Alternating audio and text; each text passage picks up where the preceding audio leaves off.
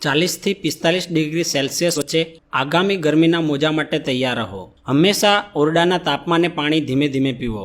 ઠંડુ કે બરફવાળું પાણી પીવાનું ટાળો। હાલમાં મલેશિયા, ઇન્ડોનેશિયા, સિંગાપોર અને અન્ય દેશો ગરમીની લહેર અનુભવી રહ્યા છે। એવામાં શું કરવું અને ન કરવું? 1. ડૉક્ટરો સલાહ આપે છે કે જ્યારે તાપમાન 40 ડિગ્રી સેલ્સિયસ સુધી પહોંચે ત્યારે ખૂબ ઠંડુ પાણી ન પીવો, કારણ કે આપણી નાની રક્તવાહિનીઓ ફાટી શકે છે।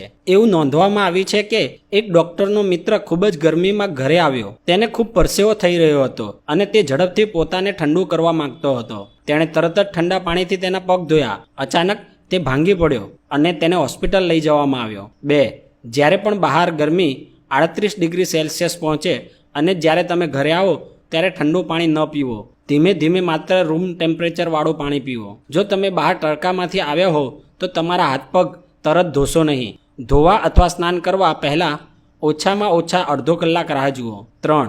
કોઈ વ્યક્તિ ગરમીથી ઠંડક મેળવવા માંગતો હતો અને તરત સ્નાન કર્યું। સ્નાન કર્યા પછી વ્યક્તિને સખત જડબા સાથે હોસ્પિટલમાં લઈ જવામાં આવ્યો અને તેને સ્ટ્રોક આવ્યો હતો। કૃપા નોંધો, ગરમીના મહિનાઓમાં અથવા જો તમે ખૂબ થાકી ગયા હોવ તો તરત જ ખૂબ જ ઠંડુ પાણી પીવાનું ટાળો, કારણ કે તેનાથી નસો અને રક્તવાહિનીઓ સાંકડી થઈ શકે છે, જેનાથી સ્ટ્રોક આવી શકે છે। ગરમીથી બચવાના ઉપાય: તેજ ગરમ હવામાં બહાર નીકળવાનું ટાળો। ઉઘાડા શરીર અને પગે ગરમીમાં ન નીકળવું। ગરમીમાં બહાર નીકળવાનું થાય ત્યારે માથે ટોપી અવશ્ય પહેરવી જોઈએ। તમે ગરમીમાં બહાર નીકળો ત્યારે ખુલ્લા કપડાં પહેરવા જોઈએ। સિન્થેટિક, નાયલોન અને પોલિસ્ટરના કપડાં ન પહેરવા જોઈએ। ઘરની બહાર નીકળો ત્યારે ગરમીમાં લાંબો સમય ભૂખ્યા પેટે ન રહેવું જોઈએ।